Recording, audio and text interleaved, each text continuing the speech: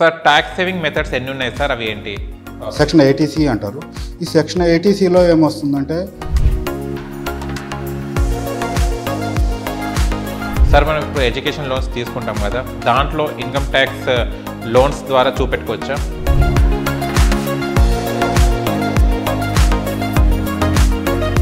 ఈ 5 సోర్సెస్ నుంచి వచ్చిన ఇన్కమ్ని యాడ్ చేసుకొని ఇయర్ ఎండింగ్లో ఇన్కమ్ ట్యాక్స్ రిటర్న్స్ సబ్మిట్ చేస్తారు. సార్ ఎవరైతే పాన్ కార్డ్ హోల్డర్ ఉన్నారో ప్రతి ఒక్కరు వాళ్ళు ఇన్కమ్ ట్యాక్స్ రిటర్న్స్ని ఫైల్ చేసుకోవాలన్నా సార్? ఒక సెక్షన్కి బదులు ఇంకొక సెక్షన్లో ఆ ఇన్ఫర్మేషన్ ఫిల్అప్ చేయడం వల్ల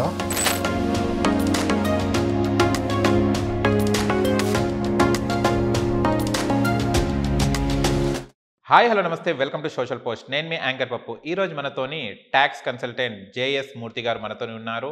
ఆయన ఇన్కమ్ ట్యాక్స్ రిటర్న్స్ ఎవరు ఫైల్ చేసుకోవాలి, ఎవరు ఫైల్ చేసుకోకూడదో తన మాటలు తెలుసుకోవడానికి ప్రయత్నిద్దాం. నమస్తే సార్. నమస్తే అండి. సార్ ఇప్పటిదాకా మనం డిస్కస్ చేసుకుని శాలరీ బేస్ మీద, ఇన్కమ్ బేస్ మీద అనుకున్నాం. పెద్ద పెద్ద ఫ్యాక్టరీస్, పెద్ద పెద్ద కంపెనీస్ ఉన్న వాళ్ళు ఏ రకంగా ఇన్కమ్ ట్యాక్స్ రిటర్న్స్ని ఫైల్ చేసుకోవచ్చు? సో ఆ ఫ్యాక్టరీస్, కంపెనీస్కి సంబంధించిన ఇన్కమ్ ట్యాక్స్ రిటర్న్స్ అన్నీ వేరే పద్ధతుల ద్వారా క్యాలిక్యులేట్ చేస్తామండి. సో దాన్ని ట్యాక్స్ ఆడిట్ అంటారు. అవన్నీ కంపెనీ ఆడిట్ కిందకి సంబంధించి వస్తాయి.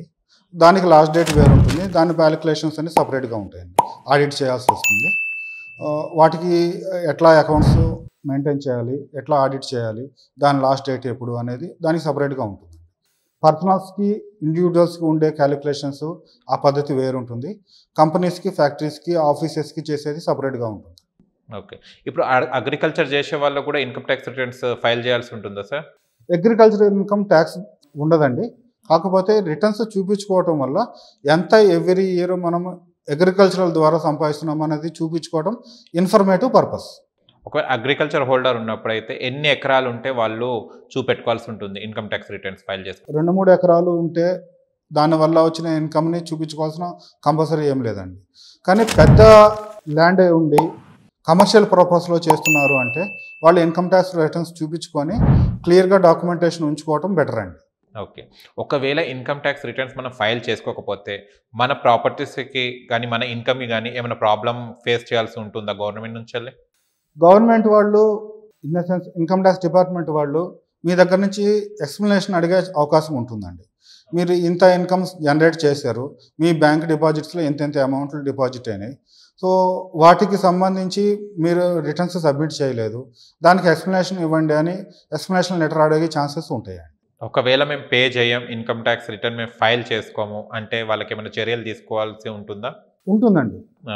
మీరు చేసే బ్యాంక్లో డిపాజిట్స్ మీద, బ్యాంక్ ట్రాన్సాక్షన్స్ బేస్ చేసుకొని ఆ వాల్యూమ్స్ ఎంత ఉంటుందో అనే దాన్ని బేస్ చేసుకొని ఇన్కమ్ ట్యాక్స్ డిపార్ట్మెంట్ వాళ్ళు మీ బ్యాంక్ అకౌంట్స్ని లాక్ చేసే అవకాశం కూడా ఉంటుందండి. ఉంటుంది. Okay. Income tax returns file చేసుకోవాలంటే ఏమైనా ఏజ్ లిమిట్ ఉంటుందా? జస్ట్ ఫర్ మన ఇన్కమ్ బేస్ మీదనే ఫైల్ చేసుకోవాల్సి ఉంటుందా? ఏజ్ లిమిట్ ఏమీ ఉండదండి. ఇన్కమ్ సోర్సెస్ ఎంత ఉంటుంది అనే దాన్ని బేస్ చేసుకుని ఉంటుంది. జనరల్గా ఏంటి అంటే మనకి 18 ఇయర్స్ తర్వాత పాన్ కార్డ్ తీసుకుంటారు. పాన్ కార్డ్ తీసుకొని అక్కడి నుంచి వాళ్ళకి ఇన్కమ్ జనరేట్ అయినప్పుడల్లా చేసుకుంటూ ఉంటారు. కొన్ని సందర్భాల్లో ఏమవుతుందంటే మైనర్గా ఉన్నప్పుడు కూడా ఇన్కమ్ ట్యాక్స్ రిటర్న్స్ చేయాల్సి వస్తుంది. దానికి అప్పుడు గార్డియన్ని బేస్ చేసుకొని ఇన్కమ్ ట్యాక్స్ క్యాలిక్యులేట్ చేస్తాం. ఓకే. అండ్ చాలా వరకు ఇప్పుడు కొంతమంది ప్లాట్స్ కొంటుంటారు, 500 స్క్వేర్ యార్డ్స్, 1000 స్క్వేర్ యార్డ్స్ అని. అంటే దాని మీద ఏమైనా వాల్యూని బట్టి ఏమైనా ట్యాక్స్ రిటర్న్స్ ఫైల్ చేసుకోవాల్సి ఉంటుందా, లేకపోతే దానికి ఉండదా సార్? ప్రాపర్టీ కొన్నప్పుడు ట్యాక్స్ కట్టేది వేరండి. ఓకే. ప్రాపర్టీ అమ్మినప్పుడు వచ్చేదాన్ని ఇన్కమ్ ట్యాక్స్ అంటారు, క్యాపిటల్ గెయిన్స్ అంటారు. సో ప్రాపర్టీ కొన్నప్పుడు ఓన్లీ రిజిస్టర్ ఆఫీస్లో స్టాంప్ డ్యూటీలు అవి కడతారు. ఎప్పుడైతే మీరు ప్రాపర్టీ అమ్ముతున్నారో, అది ఓపెన్ ల్యాండ్ అవ్వచ్చు, ఇండిపెండెంట్ హౌస్ అవ్వచ్చు, లేదంటే అపార్ట్మెంట్ అవ్వచ్చు, ఏదైనా అవ్వచ్చు, ప్రాపర్టీ అమ్మినప్పుడు వచ్చిన అమౌంట్ మీదనే ఇన్కమ్ ట్యాక్స్ కట్టాల్సి వస్తుంది. ఓకే. ఇప్పుడు కమర్షియల్ బిల్డింగ్స్ ఉంటాయి, కొన్ని రెంటల్ పర్పస్కి ఇస్తారు. ఒకవేళ మీరు అన్నట్టు 5 lakhs పైన వాళ్ళకి రెంట్స్ వస్తున్నాయి అనుకోండి, వాళ్ళు compulsory income tax returns file చేసుకోవాలన్నా సార్? ఒకవేళ చేసుకోకుంటే బిల్డింగ్ ఏమైనా సీజ్ చేసే ఛాన్సెస్ ఉంటాయా? ఇన్కమ్ ట్యాక్స్ రిటర్న్స్ సబ్మిట్ చేసుకోవడంలోనే చేసుకుంటే చాలా ట్రాన్స్పరెంట్గా ఉంటారండి. బిల్డింగ్ సీజ్ చేసే అంత పరిస్థితి రాకపోవచ్చు, కానీ ఇన్కమ్ ట్యాక్స్ డిపార్ట్మెంట్ వాళ్ళు మీ దగ్గర నుంచి ఎక్స్ప్లెనేషన్ అడిగే ఛాన్సెస్ ఉంటాయి. మీరు ఇంత ప్రాపర్టీ ఉంది, దాని మీద జనరేట్ అవుతుంది కాబట్టి ఎందుకని ఇన్కమ్ ట్యాక్స్ రిటర్న్స్ సబ్మిట్ చేయటం లేదు, దాని మీద ట్యాక్స్ లయబిలిటీ మీద ఎందుకు గవర్నమెంట్కి ట్యాక్స్ కట్టట్లేదు అని అడిగే ఛాన్సెస్ అయితే ఉన్నాయండి. ఒకవేళ ఇన్కమ్ ట్యాక్స్ రిటర్న్స్ ఫైల్ చేయకుంటే వాళ్ళు ఒకవేళ నోటీస్ పంపించే అవకాశం ఉంటుందో, ఒకవేళ నోటీస్ పంపిస్తే ఎన్ని డేస్కి మన డెడ్ లైన్ ఉంటుంది? నోటీస్ పంపించే అవకాశం అయితే ఉందండి. డెడ్ లైన్ అంటే ఆ నోటీస్లోనే రాస్తారండి. ఓకే. సో 30 డేస్ అవ్వచ్చు, 60 డేస్ అవ్వచ్చు. ఆ సీరియస్నెస్ని బట్టి టైం లిమిట్ ఫిక్స్ అవుతుందండి. ఆ టైం లిమిట్లోకి రెస్పాండ్ అవ్వాలి. రెస్పాండ్ అయ్యి వాళ్ళకి సంబంధించిన ఇన్కమ్ ట్యాక్స్ ప్రూఫ్స్ అన్ని సబ్మిట్ చేసి రిటర్న్స్ ఫైల్ చేస్తే అక్కడితో ఆ ప్రాబ్లం క్లియర్ అవుతుంది. ఒకవేళ నోటీస్ అందలేదు, బై మిస్టేక్గా ఎక్కడైనా ఆ నోటీస్ మనం తీసుకోలేదు, అప్పుడు ఎలాంటి పరిణామాలు ఉంటాయి సార్? నోటీసు తీసుకోలేకపోవటం అనేది ఉండదండి. ఇప్పుడు నోటీసులు 2 పద్ధతుల్లో వస్తున్నాయి.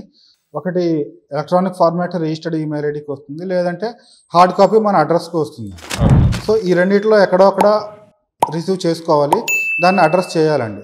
లేదు అంటే డిపార్ట్మెంట్ వాళ్ళు దాని మీద ఇంకా ఎక్కువ వర్కింగ్స్ చేసి ప్రాబ్లం ఇంకా కొంచెం ఎక్కువయ్యే ఛాన్సెస్ ఎక్కువ ఉంటాయి. Okay sir, thank you so much. Thank you sir. చూశారు కదా ఫ్రెండ్స్, మీకు కనుక మా వీడియో నచ్చితే లైక్ చేయండి, షేర్ చేయండి, కామెంట్ చేయండి, సబ్స్క్రైబ్ ఛానల్ అక్కడ గంట సింబల్ టంగును కొట్టండి. నేను మీ యాంకర్ పప్పు. Bye bye.